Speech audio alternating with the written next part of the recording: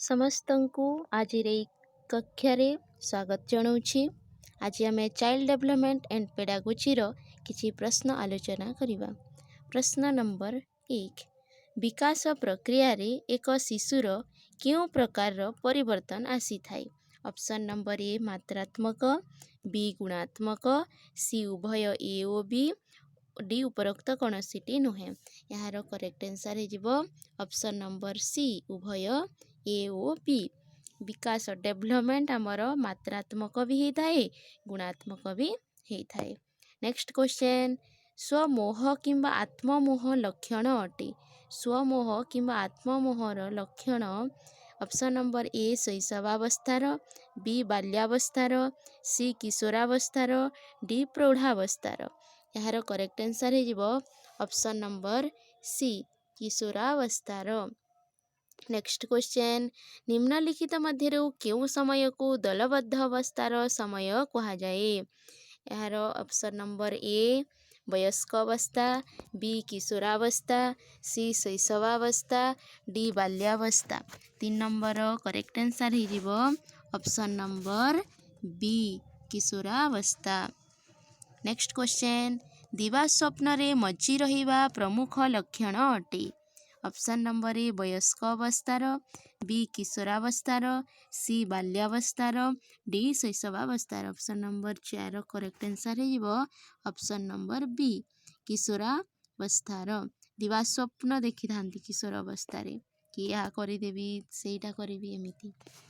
Next question, ନିମ୍ନଲିଖିତ ମଧ୍ୟରୁ କେଉଁ ସିଦ୍ଧାନ୍ତଟି ବୁଦ୍ଧି ଏବଂ ବିକାଶର ସିଦ୍ଧାନ୍ତର ଅନ୍ତର୍ଗତ ନୁହେଁ? ଏଇଠି ଧ୍ୟାନ ଦେବାର ଅଛି, ନୁହେଁ ବୋଲି ଏଇଠି କହିଛି।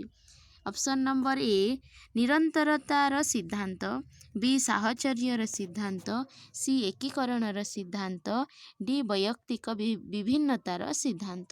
ଏହାର କରେକ୍ଟ ଆନ୍ସର୍ ହେଇଯିବ 5 ନମ୍ବରର ଅପସନ୍ ନମ୍ବର ବି ସାହଚର୍ଯ୍ୟର ସିଦ୍ଧାନ୍ତ।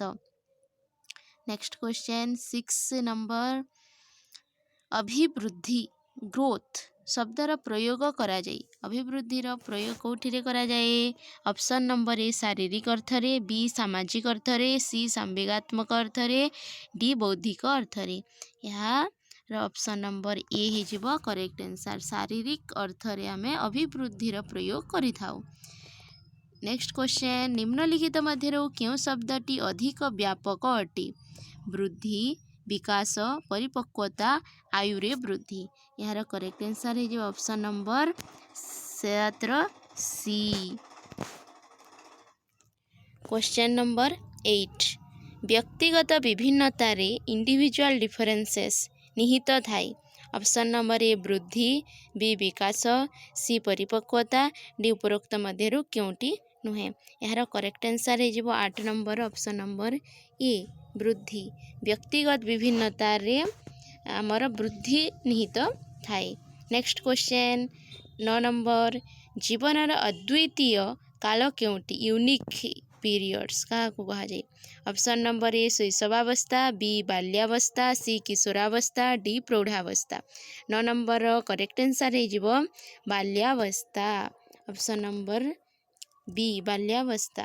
ନେକ୍ସଟ କ୍ୱେଶ୍ଚନ୍, ସଂଗ୍ରହ କରିବାର ପ୍ରବୃତ୍ତି କେଉଁ ଅବସ୍ଥାର ପ୍ରମୁଖ ଲକ୍ଷଣ? ସଂଗ୍ରହ କେଉଁ ଅବସ୍ଥାରେ ପିଲାଟି କରିଥାଏ? ଅପସନ୍ ନମ୍ବର ଏ ପ୍ରୌଢ଼ାବସ୍ଥା, ବି କିଶୋରାବସ୍ଥା, ସି ବାଲ୍ୟାବସ୍ଥା, ଡି ଶୈଶବାବସ୍ଥା। 10 ନମ୍ବରର କରେକ୍ଟ ଆନ୍ସର୍ ହେଇଯିବ ଅପସନ୍ ନମ୍ବର ସି ବାଲ୍ୟାବସ୍ଥାରେ ସଂଗ୍ରହ କରିବାର ପ୍ରବୃତ୍ତି ଦେଖାଯାଇଥାଏ। ନେକ୍ସଟ କ୍ୱେଶ୍ଚନ୍ 11 ନମ୍ବର, ବିଦ୍ୟାର୍ଥୀର ଶାରୀରିକ ବିକାଶରେ ସର୍ବାଧିକ ରୂପେ ପ୍ରଭାବିତ କରୁଥିବା କାରକ କେଉଁଟି? ଅପସନ୍ ନମ୍ବର ଏ ପୌଷ୍ଟିକ ଭୋଜନ, ବି ଖେଳକୁଦ, ସି ସୁରକ୍ଷାର ଭାବନା, ଡି ଆନୁବଂଶିକତା। 11 ନମ୍ବରର କରେକ୍ଟ ଆନ୍ସର୍ ହେଇଯିବ ଡି ଆନୁବଂଶିକତା। ନେକ୍ସଟ କ୍ୱେଶ୍ଚନ୍, କର୍ମ ପ୍ରବୃତ୍ତିର ସୁପ୍ତାବସ୍ଥାର ସମୟ କେଉଁଟି? ଏ ଶୈଶବାବସ୍ଥା, ବି ବାଲ୍ୟାବସ୍ଥା, ସି କିଶୋରାବସ୍ଥା, ଡି ପ୍ରୌଢ଼ାବସ୍ଥା। 12 ନମ୍ବରର କରେକ୍ଟ ଆନ୍ସର୍ ହେଇଯିବ ଅପସନ୍ ନମ୍ବର ଏ ଶୈଶବାବସ୍ଥା। ସୁପ୍ତାବସ୍ଥାର ସମୟ ବି ଆମେ କହିଥାଉ ତାକୁ ଶୈଶବାବସ୍ଥାକୁ। ନେକ୍ସଟ କ୍ୱେଶ୍ଚନ୍ 13 ନମ୍ବର, ମାନବ ଚିନ୍ତନରେ तर्कर प्रारंभ निम्नलिखित मध्यरु केउं आयु अवस्था आसी तर्क करिथाय पिला को अवस्था ए नंबर बाल्यावस्था, बी किशोरावस्था, सी प्रौढ़ावस्था, डी जरावस्था।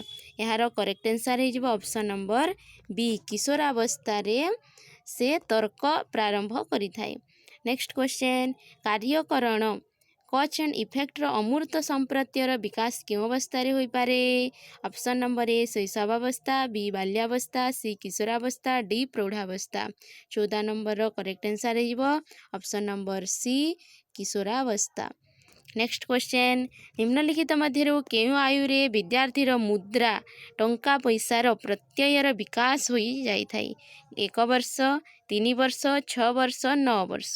15 नंबर करेक्ट आंसर हो ऑप्शन नंबर सी 6 वर्ष हो गला परे से टंका पैसार विषय रे विकास होई थाई तार। नेक्स्ट क्वेश्चन 16 नंबर निम्नलिखित मध्यरु केउं आयु अवस्था शिशुर मध्यरे आकार प्रत्यय स्पष्ट होता है माने यही वस्तुर यही आकार बोली से जानी पारि थाई। यार ऑप्शन नंबर ए 2 वर्ष, बी 3 वर्ष, सी 5 वर्ष, डी 8 वर्ष। 16 करेक्ट आंसर हो ऑप्शन नंबर सी 5 वर्ष हेले पिलाटी जानी पारि थाए जे वस्तुर आकार विषय। नेक्स्ट क्वेश्चन 17 निम्नलिखित मध्यरु केउं आयु अवस्था 1000 पर्यंत संख्यार बोध विकसित होता है? ऑप्शन नंबर ए 3 वर्ष, बी 6 वर्ष, सी 9 वर्ष, डी 12 वर्ष। यार करेक्ट आंसर हो 17 नंबर सी 9 वर्ष। पिला को 9 वर्ष होला परे से 1000 पर्यंत संख्यार भी तार ज्ञान हो जाता है। नेक्स्ट क्वेश्चन 18 नंबर शिशुर मध्यरे यौन संबंधी चेतनार विकास क्यों अवस्था होता है? ए पूर्व बाल्यावस्था, बी उत्तर बाल्यावस्था, सी किशोरावस्था, डी प्रौढ़ावस्था। 18 नंबर करेक्ट आंसर हो ऑप्शन नंबर सी किशोरावस्था से यौन संबंधी चेतनार विकास करिथाय। नेक्स्ट क्वेश्चन 19 सिगमंड फ्रायड मतानुसार झीर पिता प्रति स्नेह निम्न मध्यरु क्यों ग्रंथिर कारण? ए इडिपस ग्रंथि, बी इलेक्ट्रा ग्रंथि, सी एड्रिनाल ग्रंथि, डी यौन ग्रंथि। यार करेक्ट आंसर हो 19 ऑप्शन नंबर बी इलेक्ट्रा ग्रंथि अनुसार झील पिता को पिता प्रति स्नेह भावना आसी थाए आ इडिपस द्वारा मार पुओ प्रति। नेक्स्ट क्वेश्चन सिगमंड फ्रायड मतानुसार पुत्रर माता प्रति स्नेह क्यों ग्रंथिर कारण? यौन ग्रंथि, एड्रिनाल ग्रंथि, इलेक्ट्रा ग्रंथि, इडिपस ग्रंथि। 20 ऑप्शन नंबर डी हो इडिपस ग्रंथि द्वारा होता है। नेक्स्ट क्वेश्चन बाल्यावस्था विद्यार्थीर स्नेह निम्न मध्यरु कहा प्रति सर्वाधिक होता है? बाल्यावस्था ए परिवार, बी पड़ोसी, सी समूह, डी विद्यालय। 21 नंबर करेक्ट आंसर हो ऑप्शन नंबर सी समूह ग्रुप द्वारा तार विद्यार्थीर स्नेह सर्वाधिक होता है। नेक्स्ट क्वेश्चन एक विद्यार्थीर नेतृत्व गुणर विकास निम्न मध्यरु क्यों अवस्था होता है? ए शैशवावस्था, बी बाल्यावस्था, सी किशोरावस्था, डी प्रौढ़ावस्था। 22 नंबर करेक्ट आंसर हो ऑप्शन नंबर बी बाल्यावस्था नेतृत्व गुण विकास होता है।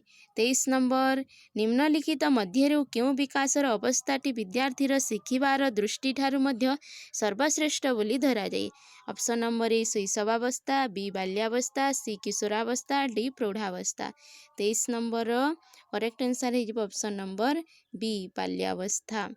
नेक्स्ट क्वेश्चन 24 निम्नलिखित मध्यरु क्यों अवस्था शिक्षक माने विद्यार्थी सहित तर्कपूर्ण ढंग से व्यवहार करने उचित?